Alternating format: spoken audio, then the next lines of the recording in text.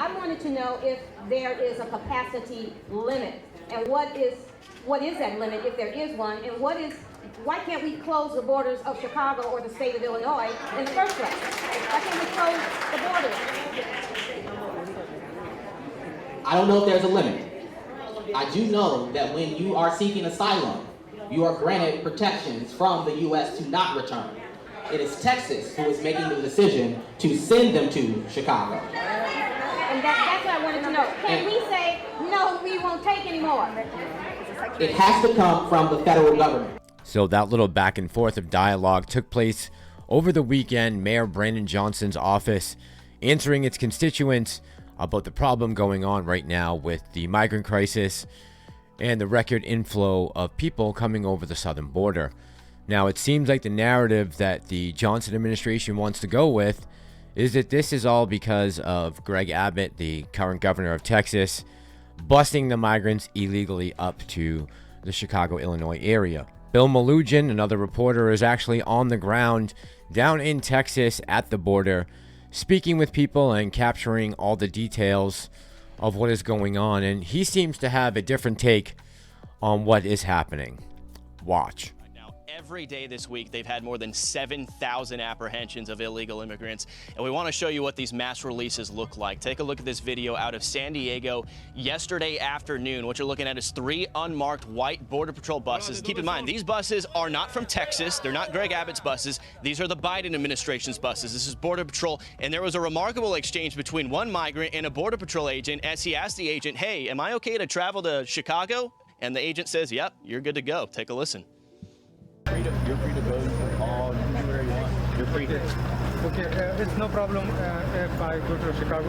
Anywhere you want. You're free to. An unrelenting stream of immigration. Non-stop. Non-stop. Folks like me who were Caucasian of European descent, for the first time in 2017, will be in an absolute minority in the United States of America. Absolute minority. Fewer than 50% of the people in America from then and on will be white European stock. That's not a bad thing. An unrelenting stream of immigration. That's a source of our strength.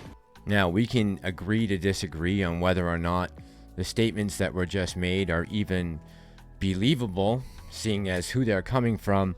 But tonight I really want to focus in on the impact that the immigration crisis is having on the lower and middle classes, especially the effect that it has on wages and earnings, and the strain that it puts on social services and the welfare system.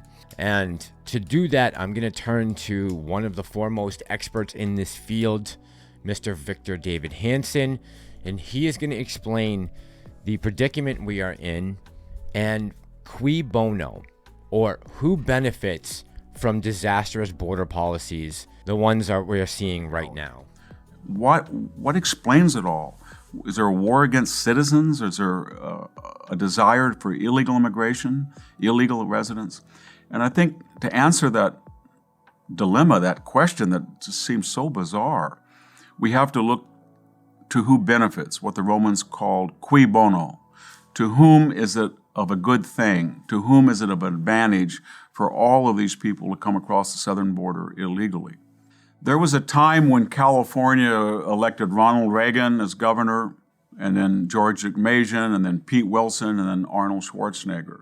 And it was a diverse political state. We never knew who was going to control the legislature. The congressional delegation was 50-50, not now.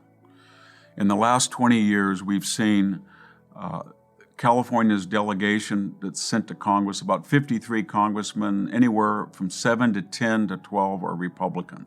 The influx of people from south of the border under illegal auspices in desperate need of social services and entitlement, and the Democratic Party said, if you come illegally, we will ensure that you will not be subject to the enforcement of immigration laws.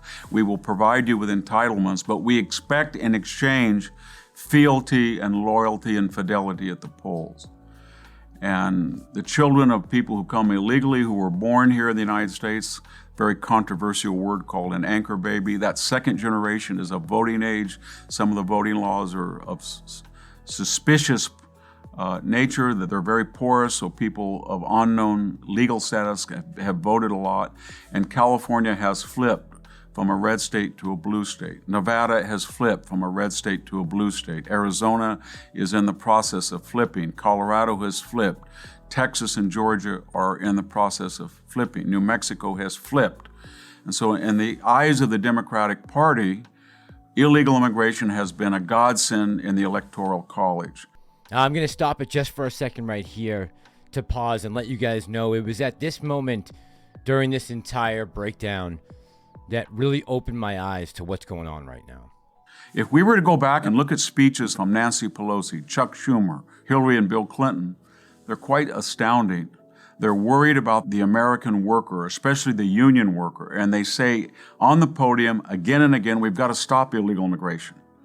It's injurious to the American citizen. It lowers the wages. It destroys unions. Cesar Chavez went down to the border himself to ensure the United Farm Workers could help the Border Patrol stop illegal immigration. That has all ended now. And the Democratic Party flipped and became an advocate of open borders. Why? Because of sheer numbers. It's not 1 or 2 or 3 million people are here illegally. As I said, it's over 20 million. And that's not counting legal immigrants. And these are seen as constituents that are remaking the political demography of the United States. Now, of course, this is just a small sample of a much longer interview that he did, and I will try to remember to put a link down in the description below to the entire video. I suggest you go by and watch it if you get a chance. It really goes into depth about these other characters, other organizations and groups besides just the Democratic Party who benefit from this open border policy, not to mention the globalist elites and their friends over at the World Economic Forum and their plans to implement this open border policy on an international level, which we can see happening real time in Italy. This constant pressure at some point will overwhelm the social services of any nation and cause its perpetual downfall. It is not a matter of if, it's just when. And when would be a better time to unleash some of that built up pressure than in an election year? Unless, of course, by then, you already have the right to vote.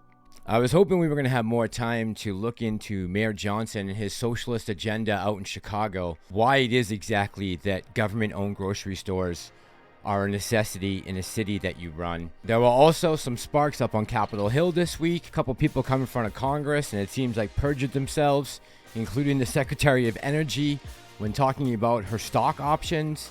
And then just today, Thomas Massie had it out with Merrick Garland over the January 6th investigation and how we still have no answers on how many federal agents were in the crowd that day. Alright guys, we're going to call this video a wrap before I go on an absolute rant. As always, thank you for all the likes, the views, the comments.